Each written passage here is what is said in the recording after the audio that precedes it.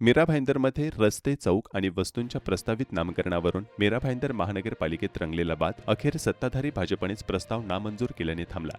महासभेतील विषयपत्रिकेतील प्रकरण क्रमांक 50 अंतर्गत असलेल्या नामकरणाच्या प्रस्तावाला भाजपने विरोध केला. प्रस्तावित नावांमध्ये परप्रांतीय व्यक्ती, इतर संस्कृतीतील व्यक्ती तसेच खाजगी विकसकांच्या नावांचा समावेश असल्याचा आक्षेप मराठी एकीकरण समितीने घेतला होता. यापूर्वी समितीने सार्वजनिक रस्ते व चौकांना खाजगी व्यक्ती किंवा विकसकांची नावे देण्यासही विरोध केला होता. भाजपच्या म्हणण्यानुसार तत्कालीन आयुक्त दिलीप ढोळे यांच्या कार्यकाळात महापालिकेच्या नामकरण धोरणाला छेद देत काही वादग्रस्त नावे प्रस्तावित करण्यात आली.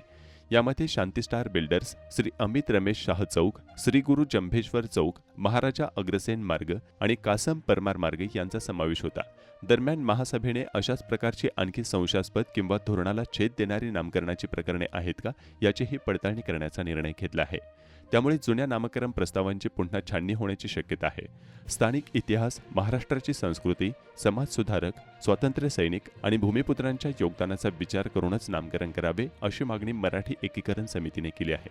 मागच्या महापालिकेमध्ये आम्ही नामकरण कसे करायला पाहिजे त्याची पॉलिसी डिसाईड केली होती आणि त्या पॉलिसीमध्ये एकदम व्यवस्थित पॉलिसी डिसाईड केल्यानंतर प्रशासकीय राजवटीमध्ये आदरणीय कालीन आयुक्त ढोळे साहेब यांनी त्या पॉलिसीची अवहेलना केली. विरोधाभास असणारी नावं वास्तूला दिलेली आहेत. त्या महासभेमध्ये ज्यावेळी नामकरणाचा प्रस्ताव आला त्यावेळी सन्मानित सदस्यांनी सांगितलं की जी पॉलिसी डिसाईड केली होती त्या पॉलिसीच्या विपरीत जाऊन नियमबाह्यप्रमाणे प्रशासनाने प्रशासकीय राजवटीमध्ये जे काही नामकरण केलेले आहेत सगळे नामकरण चुकीचे नामकरण महासभेच्या निदर्शनास आणा आणि त्याच्याबरोबर हा प्रस्ताव सादर करा. त्याच्यानंतरच आम्ही मंजुरी देऊ.